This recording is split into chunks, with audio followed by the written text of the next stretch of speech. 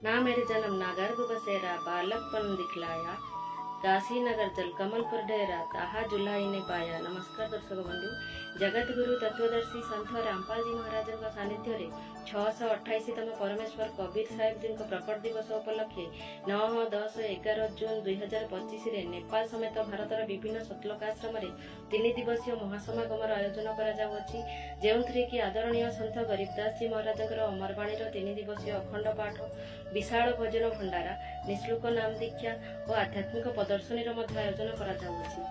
व्यतीत रक्तदान शिविर, यौतुक मुक्त विवाह और निःशुल्क दंत चक्षु चिकित्सा शिविर, निशामुक्त सचेतनतार अभियान भली विभिन्न प्रकार समाज कल्याण कार्यक्रम आयोजन करा अद्वितीय भोजन भंडार को समस्त ग्राम और नगरवासी मानक सादर आमंत्रण करा। आयोजन स्थल सतलोक आश्रम, धनाना धाम, जिला सोनीपत, तहसील गोहाना, हरियाणा। संस्था है